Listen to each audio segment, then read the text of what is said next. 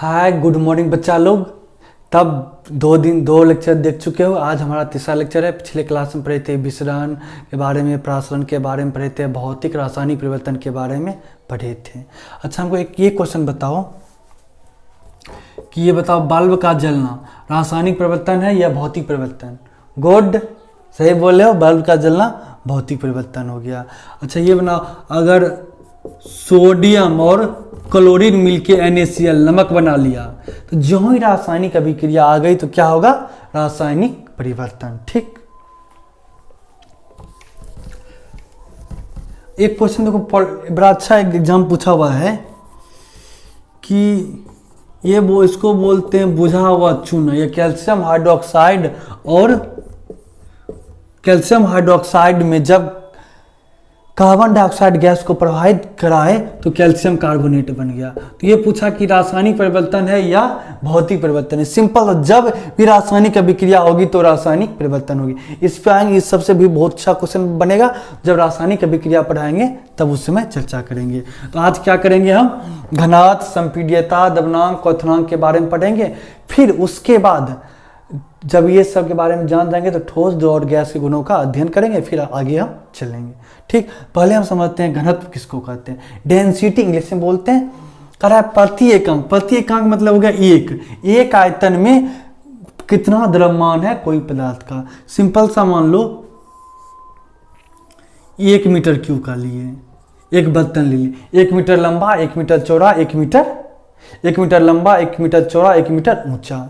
इसी तरह का 2 बर्तन ले लिए 1 मीटर क्यूब का, क्योंकि प्रति एकांक कर रहा है इसलिए 1 मीटर क्यूब ले लिया। अब इसमें क्या करो, तुम रुई डाल दो, छोड़ो रुई छोड़ो, जल डाल दो, इसमें बालू डाल दो।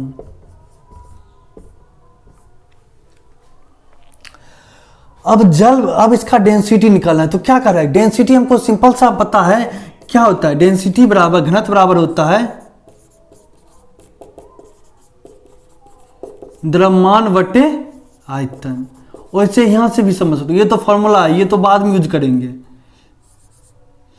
घनत्व बराबर द्रव्यमान बटे आयतन, इसको तो बाद में यूज करेंगे, पहले यहां समझो। कह रहा है प्रति एकांक मतलब 1 मीटर क्यूब का लिए, इसमें जल डाल दी, इसमें बालू डाल दिए। जल मान लो कितना आ गया? 100 kg आ गया, बालू आ गया 1000 kg। अब देखो क्या 1 मीटर क्यूब है, अब क्या इसका घनत्व तो इसका घनत्व निकालना है। तो हम क्या करना है करेंगे? द्रव्यमान, कितना द्रव्यमान है? जल का द्रव्यमान 100 बट्टे 1 मीटर क्यूब। बालू का कितना? 1000 kg बट्टे 1 मीटर क्यूब। दोनों का अलग अलग द्रव्यमान, दोनों का अलग अलग घनत्व निकल रहा है। क्यों? क्योंकि दोनों पदार्थ का गुण अलग अलग है। कि जल के पदार्थ के अणु के बीच इंट्रामोलिकुलर फोर्स कम लग रहा है, जबकि बालू के अणु के बीच इंट्रामोलिकुलर फोर्स या अंतराणविक आकर्षण बल ज्यादा लग रहा है। इस कारण से सभी कण आपस में जुड़े हुए हैं। आपस में जुड़े होने के कारण इसमें ज्यादा कण आ रहा है, ज्यादा वजन का कण आ रहा है। इस कारण से इसका द्रव्यमान बालू का ज्यादा है, बालू का डेंसिटी ज्यादा है, क्योंकि वो 1 ही मीटर की, देखो दोनों का आयतन सेम है लेकिन द्रव्यमान इसमें ज्यादा आ रहा है, इसलिए इस कारण इसका डेंसिटी ज्यादा है। तो तुमको ये घनत्व का समझ में आओ कि आखिर घनत्व क्या है। कि कोई एक यूनिट आयतन ले लें, वॉल्यूम ले लें, उसमें उस पदार्थ का कितना मात्रा आएगा, उस पदार्थ का कितना द्रव्यमान आएगा, उसी को घनत्व बोलते हैं। जैसे जल का एग्जाम्पल मिलिए, इसका 1 मीटर क्यों लिया, इसमें जितना जल का द्रव्यमान आ गया वही घनत्व कहलाया। अब देखो इसको थोड़ा सा इसको नोट नहीं करना है, अभी ये समझाने के लिए था। अब तुम क्या करो, अब यहां पे समझो।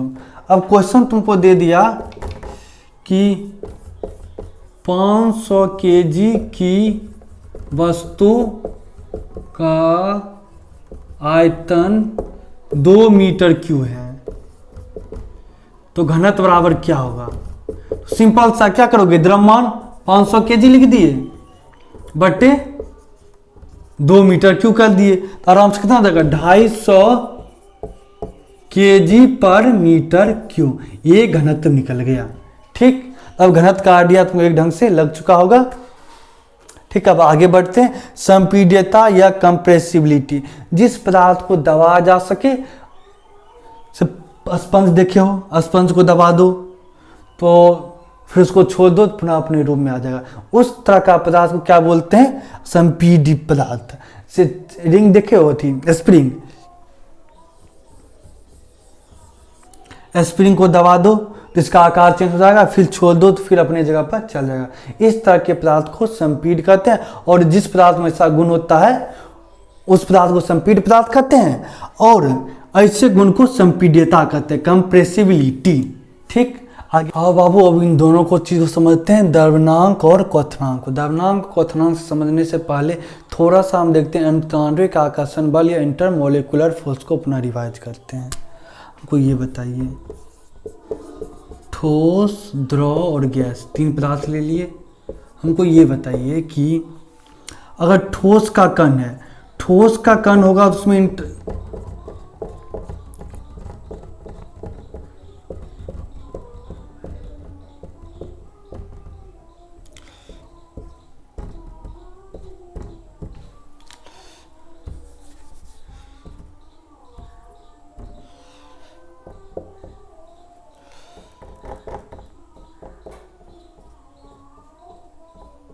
अब देखिए इस बात को समझिए, ये जो ठोस पदार्थ है उसमें अंतराण्विक आकर्षण बल काफ़ी ज़्यादा लगा रहता है। अगर आपके घर में बहुत अनुशासन है, आपके घर में सब एक दूसरे से प्यार करते हैं, सब अच्छे से रह रहे हैं, तो कभी दूसरे आदमी से जाके मिलेगा नहीं मिलेगा, सब आपस में बंधा रहेगा।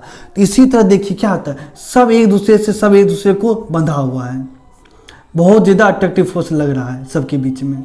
तो क्या होगा, सब पास में आ गया। उसके बाद देखियो, लेकिन द्रव में क्या होता है कि द्रव में इंटरमोलिकुलर फोर्स कम है। मतलब अगर स्कूल में अनुशासन नहीं है, तो अगर क्लास में अनुशासन नहीं है तो बच्चा बदमाशी करेगा थोड़ा ज़्यादा। अगर बहुत ज़्यादा अनुशासन है तो सभी बच्चे शांति से अपने अपने सीट पे बैठे रहेंगे। सिर्फ ठोस में एक जगह सब अपना शांति से बैठा हुआ, और बच्चा रोज दिन क्लास आएगा तो इस कारण से भी सब एक जगह बहुत सारा बच्चा रहेगा और सभी अपने आराम से अपने सीट पे बैठा रहेगा। लेकिन यहाँ पे अंतराण्विक आकर्षण बल कमजोर है, जिसके कारण पदार्थ के कण क्या होते हैं, एक दूसरे से थोड़ा थोड़ा दूर होते हैं ठोस की अपेक्षा। गैस वाला बच्चा पूरा अबंड होता है, गैस का जो कण है वो बहुत अबंड है, वो उसका तो कोई नहीं। अगर यहाँ पे छोड़ दें, एक यहाँ पे रहेगा, एक उस कोना में चल जाएगा, एक कण उस कोना में चल जाएगा। तो उसके इनके बीच, गैस के अणुओं के बीच इंटरमोलिकुलर फोर्स ऑफ अट्रैक्शन या अंतराण्विक आकर्षण बल काफी कम होता है। आपको ये समझ में आ गया होगा कि अब पता चल गया कि ठोस के कण आपस में, ठोस के कण का आकार और आयतन दोनों क्यों निश्चित होता है, क्योंकि इसमें अंतराण्विक आकर्षण बल काफी अधिक होता है। इस कारण से इसका आकार और आयतन दोनों निश्चित होता है। लेकिन द्रव में क्या होता है, अंतराण्विक आकर्षण बल थोड़ा कमजोर होता है, इस कारण आयतन तो निश्चित होता है लेकिन आकार अनिश्चित होता है। इसमें अंतराण्विक आकर्षण बल काफी कमजोर होता है, जिसके कारण कोई एक दूसरे कण से कोई मतलब ही नहीं है। जब किसी को परिवार में एक आदमी से कोई मतलब नहीं है, एक दिल्ली में रहेगा, एक पंजाब में रहेगा, एक यूपी में रहेगा, लेकिन जब मतलब अगर बहुत मतलब है तो सब साथ में रहेगा। ठीक, तो ये समझ में आ गया होगा कि ठोस में सबसे ज्यादा अंतराण्विक आकर्षण बल होता है, द्रव में कम होता है और गैस में सबसे कम होता है या नहीं होता। इस चीज का इन सब में भी थोड़ा बहुत उपयोग होगा, इस कारण से थोड़ा सा चर्चा कर दिए। इसको मिटा दें। अब बताओ स्पेस किस में होगा? स्पेस सबसे कम क्यों होगा? जब अगर आदमी अगर सब में अगर दोस्ती है तो सब अगर आराम से साथ साथ बैठेगा तो स्पेस कम होगा। क्या कहोगे ना, इन दोनों के बीच में स्पेस कम है। द्रव में थोड़ा सा पदार्थ के कण के बीच ज्यादा स्पेस रहेगा और गैस में तो बहुत ज्यादा स्पेस रहेगा, क्योंकि सब उसमें फोर्स नहीं है, उस समय आपस में भाईचारा नहीं है। अब देखो द्रव्यनांक के बारे में समझते हैं। कह रहा है वह ताप जिस पर कोई ठोस पदार्थ द्रव में बदल जाए। कोई ठोस पदार्थ क्या होगा, द्रव में बदल जाएगा, जिस ताप वो क्या कहलाएगा, द्रव्यनांक। इसको एग्जांपल से समझाते हैं। बर्फ का टुकड़ा ले लिए, मान चलो -5 डिग्री सी पे था, इसको गर्म करना शुरू किए।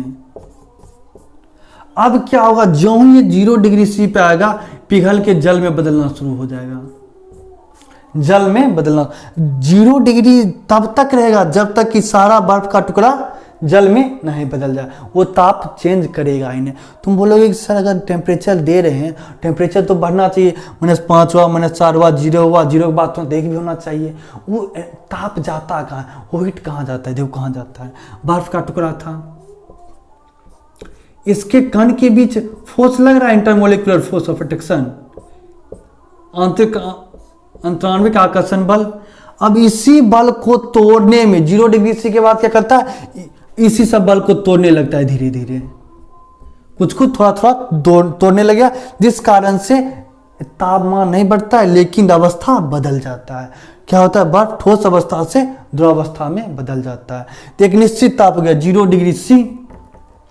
अब जैसे हम लोहा को ले लिए, लोहा का हीट किए, ये 2200 डिग्री से आसपास मान लो, उस पे क्या होगा, ये ठोस से द्रव अवस्था में लोहा पिघल जाएगा, पिघलना शुरू हो जाएगा। तो इसका क्या होगा, द्रव्यनांक क्या हो जाएगा, लोहा का द्रव्यनांक 2200 डिग्री से, क्योंकि लोहा ठोस अवस्था से द्रव अवस्था में 2200 डिग्री सेल्सियस बदलता है। बर्फ का द्रव्यनांक कितना हो जाएगा, 0 डिग्री सी। तो इन दोनों को एग्जाम्पल में लिख लो, द्रव्यनांक पहले लिख लेना, उसके बाद तुम क्या करो, इसको लिख लो, पहले लिख लो, पॉज करके लिख लो, फिर उसके बाद आगे चलेंगे, क्वथनांक पे आएंगे।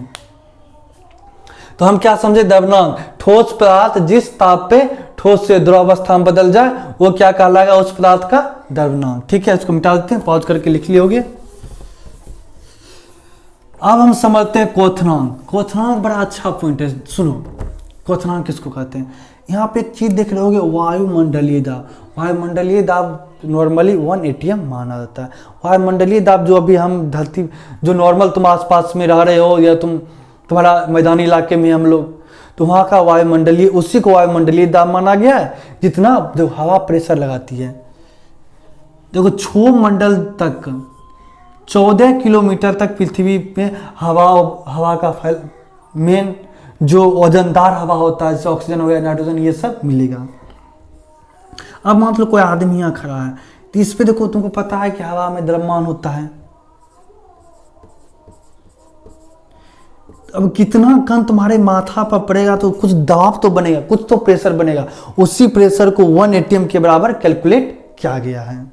1 atm बराबर 1×10⁵ न्यूटन पर मीटर स्क्वायर होता है।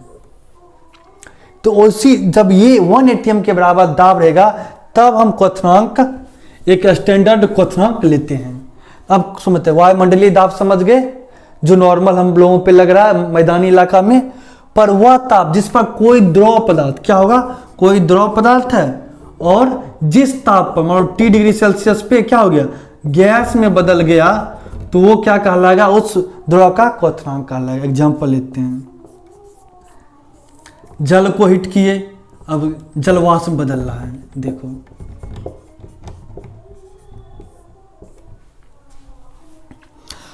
अब जल है, ये जलवाष्प में बदल रहा है। तब किस टेम्परेचर, तो जो इसका 100 डिग्री सेल्सियस पूछेगा, जिस जल का कण का 100 डिग्री सेल्सियस पहुंच गया, वो क्या होगा, जल से जलवाष्प में बदलना शुरू हो जाएगा। 100 डिग्री सेल्सियस नहीं बढ़ेगा, क्योंकि देखो बहुत सारा जल का कण होगा, लेकिन उसके बीच इंटरमोलिकुलर फोर्स तो कुछ तो होगा, ठोस से भले ही कम हो लेकिन होगा।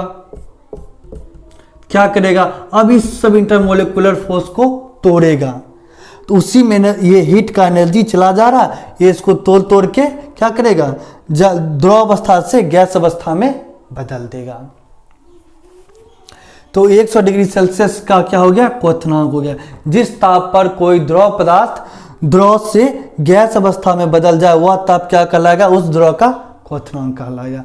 अब बताते वायुमंडलीय दाब का इफेक्ट क्या होता है, ये तुमको सॉल्यूशन में पढ़ाएंगे, यहाँ पे भी थोड़ा सा जान लो।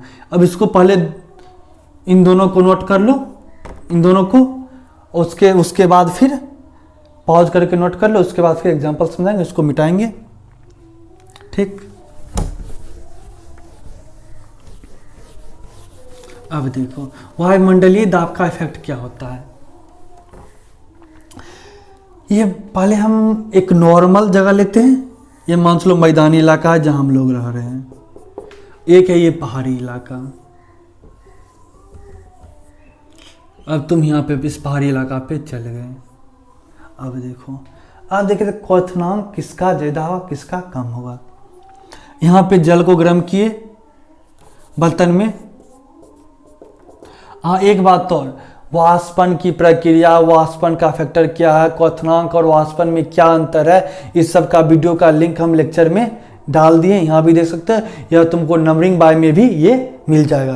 तो या तो कंटिन्यूसली प्लेलिस्ट को देखते रहो तो वो वीडियो तब भी मिल जाएगा, नहीं तो अगर अभी ही देखना है तो लिंक जाके वीडियो लेक्चर खत्म होने के बाद ये चीज़ देख सकते हो। वाष्पन पर क्या क्या फर्क पड़ता है, ये सभी अच्छा क्वेश्चन तुमको किसी भी एग्जाम में पूछ सकता है, उस वीडियो को भी देख सकते हो अभी भी, या आराम से कंटिन्यूसली वीडियो को देखते रहो नंबरिंग वाइज, तो वो उस समय भी तुमको वो वीडियो मिल जाएगा। अब देखो यहाँ पे क्या कर रहा है, इस पानी को गर्म किए, ये 100 डिग्री सेल्सियस पे क्या हो गया, द्रव से गैस अवस्था में बदलना शुरू हो गया। अब यहाँ पे देखो क्या होता है, यहाँ पे पानी को गर्म किए, ये 70 डिग्री सी पे ही द्रव से गैस अवस्था में बदलना शुरू हो गया। रीजन बता, यहाँ पे देखो, यहाँ पे मान लो 14 किलोमीटर है, 14 किलोमीटर का जो जल वाष्प जो वायु है, एयर, इसका प्रेशर इस पानी पे लग रहा है। अब इधर से पानी गर्म कर रहे हो, इसका जो प्रेशर बनेगा, जब तक ये वाला इस प्रेशर को तोड़ेगा नहीं तब तक ऊपर जा पाएगा, नहीं जा पाएगा। जब तक इसके इतना शक्तिशाली नहीं बनेगा, इसको तोड़ के ऊपर नहीं जा पाएगा। लेकिन यहाँ पे देखो, यहाँ पे 14 किलोमीटर में मान चलो कि तुम 4 किलोमीटर गए ऊपर, तो अब 8 किलोमीटर जो एयर ऊपर में उसका प्रेशर पड़ेगा, तो प्रेशर कम हो जाएगा, तो क्या होगा, 70 डिग्री सी पे पानी उबल के इसको वहां से तेजी से ऊपर जाने लगेगा।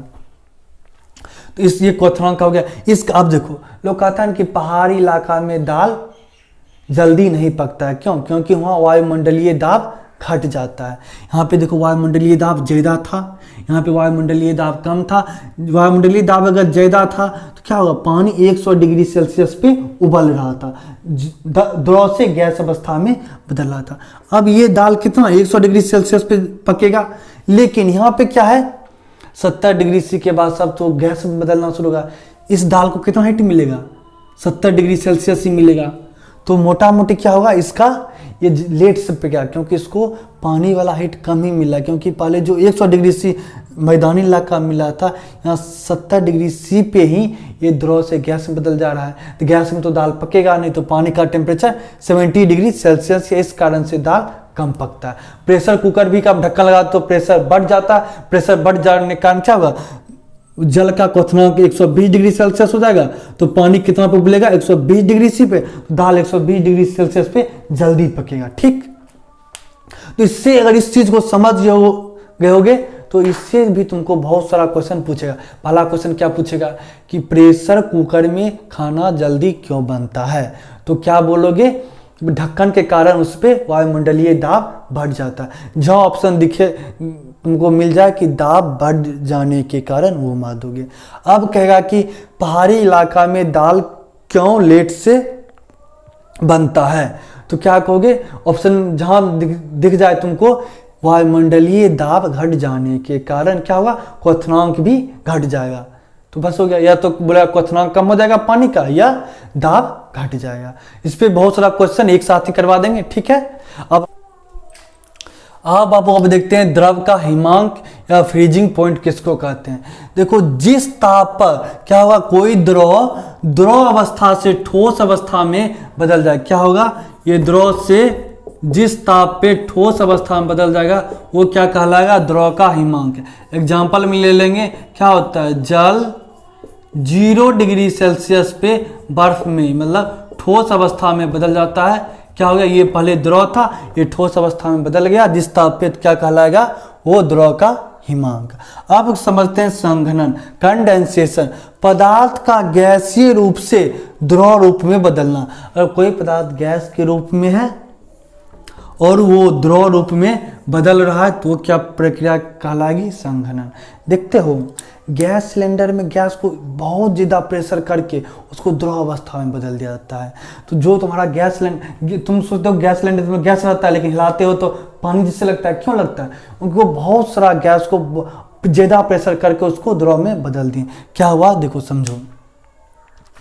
दाब बढ़ाकर या ताप घटाकर गैस को संघनित किया जा सकता है। इस बात को पहले इतना नोट कर लो, उसके बाद हम थोड़ा सा एक्सप्लेन करते हैं। पॉज करके नोट कर लो, हट जाते हैं, पॉज करो, नोट लिखो। अब हम इसको मिटाएंगे। अब संघनन को समझो क्या होता है। इतना बड़ा ले लिए, गैस का कण है। गैस का कण पता आवारा पंछी है।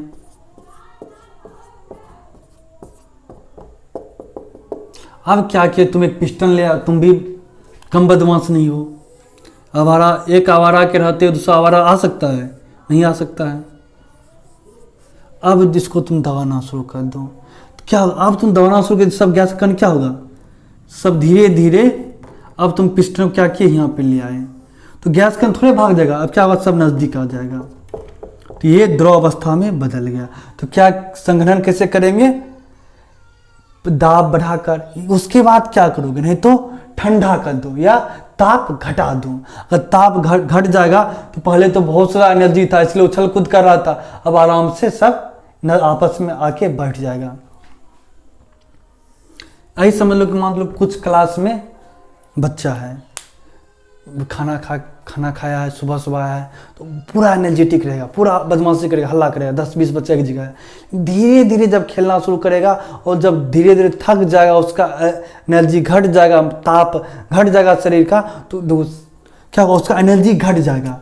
तो इसी तरह उसका ताप, अगर तुम आसपास में किसी पदार्थ का कोई गैस है, उसका तुम पहले एनर्जी था तो अपना छल कूद कर रहा था, इधर उधर भाग रहा था। जब इसका एनर्जी ताप बढ़ाओगे, ताप घटा दोगे, तो क्या होगा, ये इस गैस का सब एनर्जी धीरे धीरे कम ताप घटने के कारण वो ताप चला जाएगा। ताप चला गया तो इसको ठंडा फील होगा, ठंडा फील होगा तो सब आपस में आ जाएगा, सब नजदीक आ जाएगा। तो इससे भी हम इसको क्या करते हैं, गैस को संघनित कर सकते हैं। तो इस बात को भी आशा है कि समझिए हुए अच्छे से।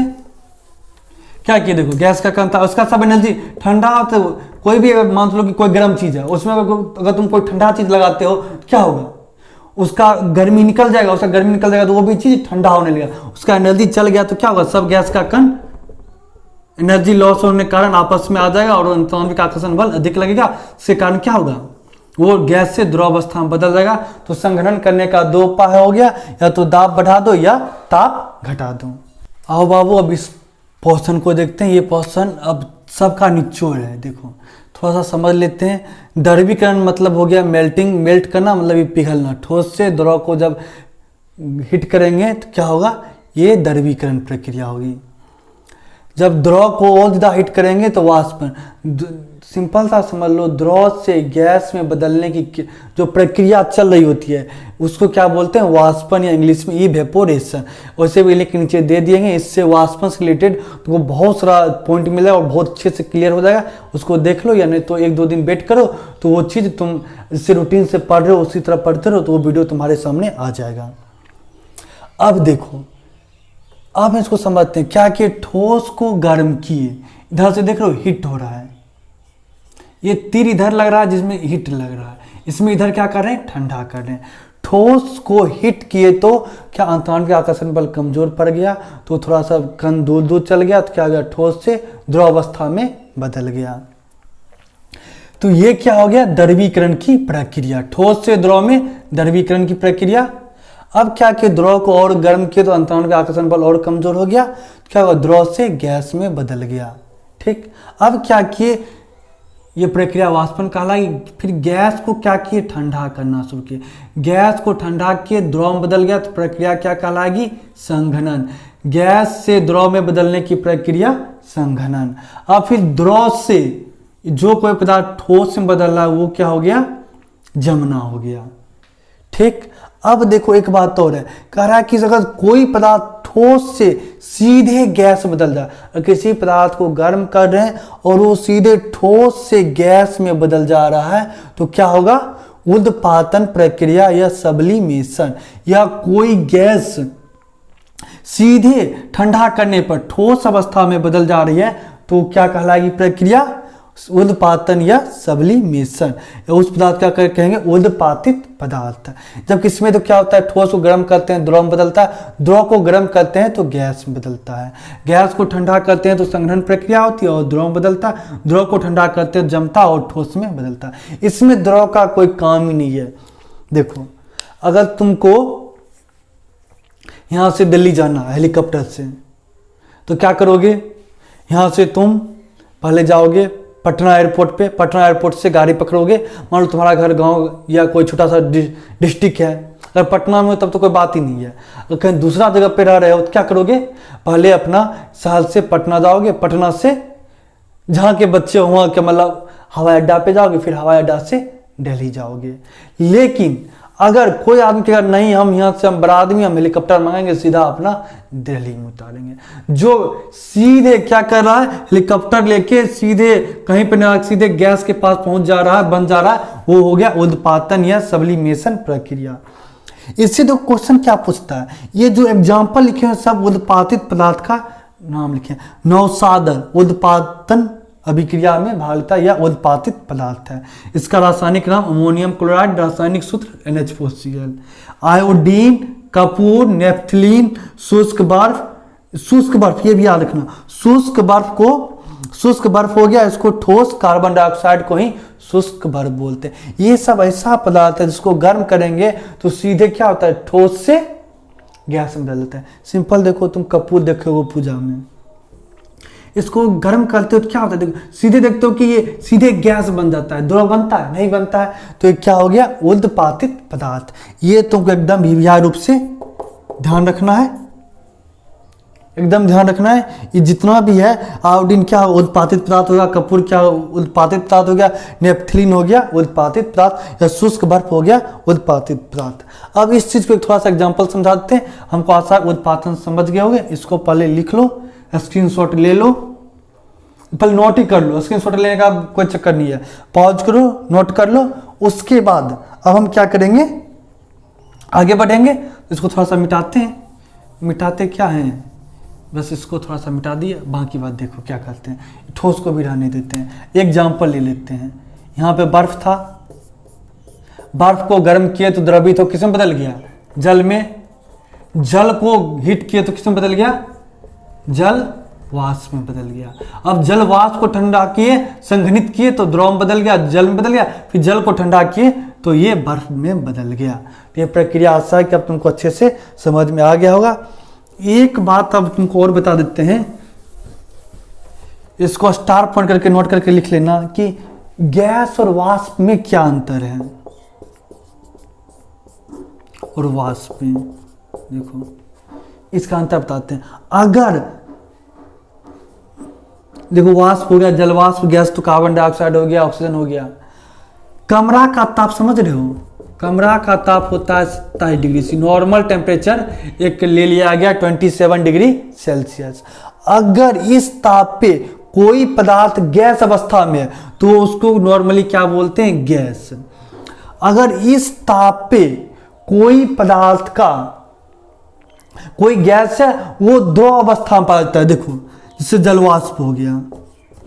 अगर जलवाष्प अगर 27 डिग्री सेल्सियस पे रहेगा तो किस अवस्था में पाया जाएगा, ये जल द्रव अवस्था में पाया जाएगा, तो ये क्या कहलाया, जल वाष्प कहलाया। उससे तो कोई खास अंतर नहीं है, बस थोड़ा सा अंतर है कि वाष्प उसको बोलते हैं जिसका वाष्प, इसका लिख देते हैं 27 डिग्री सी या कमरे के ताप पर द्रव अवस्था में पाया जाता है।